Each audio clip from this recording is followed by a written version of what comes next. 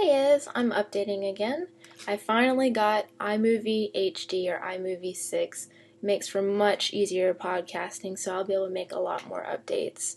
Right now in this piece, I'm using Painter for an environmental experiment, trying to keep it loose. Need to practice with Painter since I'm not really used to it. I'm a Photoshop junkie. I found these brushes on pixelalley.com for Painter, and they work really, really nice. I'm really pleased with how they turned out. And it makes for people who aren't used to Painter, makes it a little easier to be able to jump into it and get the results you want. That you might be able to get frustrated with it, and that, like I was with Painter, I could never figure out exactly what it was I wanted to do to get the drawing to work the way I wanted. So at least now I get a little bit easier. It's a group set that I used all together, and I'm pretty pleased with it. Just a freelance tip of the day. I definitely recommend that you schedule your day even if you aren't working full time. Treat freelancing like your job. It's really important to be able to wake up in the morning, get dressed, act like you're going to a job, and it just keeps you encouraged, and it definitely makes you feel better as a person after a while. If you don't get any work, you get really frustrated, and you just don't feel like getting up. You don't feel like getting up early, especially. You don't feel like getting dressed. You just stay in your pajamas all day, and that kind of attitude will really set you down, and it really won't help you at all. So I definitely suggest treating freelance like a full-time job, just the way you would anything else. I also suggest checking your websites, checking Twitter, checking DeviantArt, or anything like that. I definitely suggest checking those at the end of your day. I used to get into this whole thing about, oh, I'm doing research. Oh, it's totally justified what I'm doing. Oh, I have this drawing I should be working on, but I'm doing research, so it's okay if I spend 2 more hours browsing. Okay, no. That will not work out for you in the end. You generally, especially for me, my family gets home later in the evening, so I'm always occupied in the evenings with dinner and getting all that situated, and I just don't find the time to work on the artwork I expect to later when I put it off in the mornings.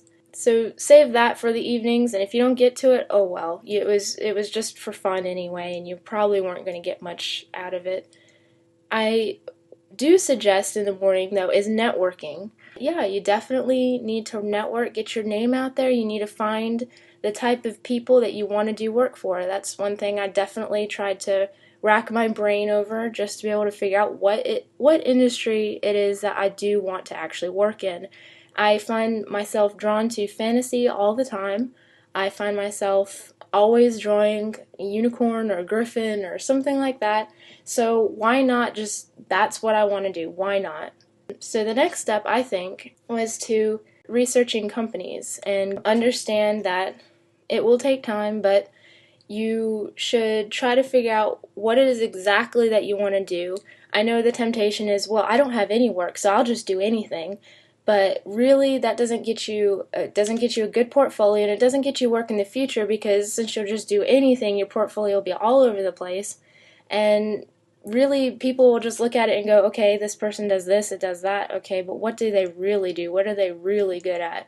And it might seem like you're pigeonholing yourself into one little area, but look at the top artists. What do they do? I know so many artists who just draw pretty girls all day. So, and that's what they're great at. That's what they do. And really, it works for them. It definitely is what they are known for, and what they get work and what they enjoy. So I've decided to go with fantasy, and so I'll be researching fantasy companies, D&D, and all that kind of stuff, trying to figure out where it is I need to target. And then, okay, great, so I have this list of companies after a while. Then what? How am I supposed to, what, I'm just going to send an email to their HR department? That generally doesn't work. What works a lot better is if you actually know someone, or you can get in contact with someone who actually works there, an art director, a fellow concept artist or illustrator, someone who does the job essentially that you're looking to do. And if you can connect with them on either LinkedIn or Facebook, then you have a lot higher of a chance to be able to get to know these people, get to know these companies you really want to work for. And if you do that, then you might be able, when they need a job down the line, if you're updating your Facebook and LinkedIn profiles with, your work, and you keep it really professional and all that kind of stuff, basically it will increase your chances of finding work later on when they're looking for people and they're saying, who should I hire? Well, I know this guy on Facebook, he draws all the time, da da da da da. Well, there you go. There's your end. That's what you're looking for. It may not work like, bam, I add you as a friend, now I have work. It probably won't work that way. But if you keep up with it, if you treat it like a professional medium and you don't put up pictures of you being wasted and all that kind of stuff, that's not going to really get you good work, then that will help you out. So that's what I'm doing at the moment. I definitely would be more than pleased to help anyone else on their beginning freelance journey, just like me, with any questions you might have.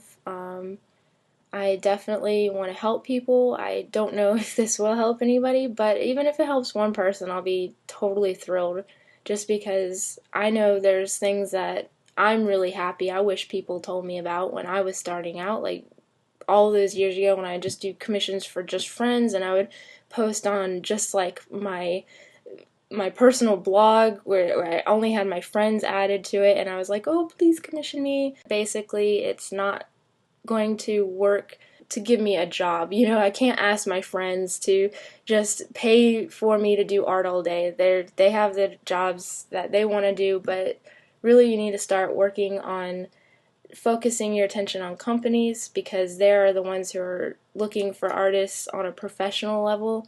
They aren't, your friend or your buddy. They have no emotional ties to whether or not you get the work or you don't. And that kind of helps in a way, because a lot of people feel obligated to help you out. Like, they're my friend. If they're not getting work from me, then they're not getting work at all. I feel so bad if I don't commission them. Well, yeah, that's not really what you want to work as your work ethic. You don't want to guilt people into giving you work. You want to be able to justifiably be awesome and get the work all on your own. I'd also like to pimp out the conceptart.org session that I learned a lot of information from. It was extremely informative. I don't think I would be in the position I am now, as informed as I am now, or even to a large degree, even as motivated as I am now. I have the link in the sidebar, so feel free to check it out. It's going to be on demand until September 1st, so I highly, highly recommend it. And also, another great thing about this session isn't that it's not going into the pockets of Massive Black. It's not just going to be used for profit. It's all being used just to be able to make concept.org a really, really awesome website. More awesome than it is now. I know it's hard to believe.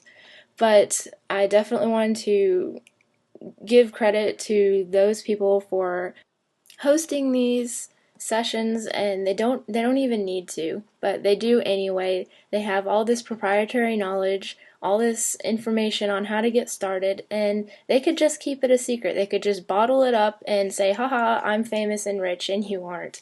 But instead they decide to share it with everyone and help the more artists that are out there, the better for everyone, because it's more diversity, different talents all coming together and working as one. So about this picture, you might see a lot of stuff, the flipping of the screen back and forth. That's just how I work. A lot of the stuff I do is by reference, and I find it's really important to use your reference, especially when you're trying to learn something new. Nothing's worse than looking at a blank canvas and having no idea where to start. So I was referencing a picture there in the off of a Google image, and of just a generic forest, and I find that I don't need to copy it exactly, but it just gives me a rough guide and a reference as to how plants look next to each other, how the landscape looks in general, and how it all connects to one another. If you want to check out more of my work, just go to char.reed.com. So, This is the end of my podcast. I'll talk to you later. Have fun and see ya.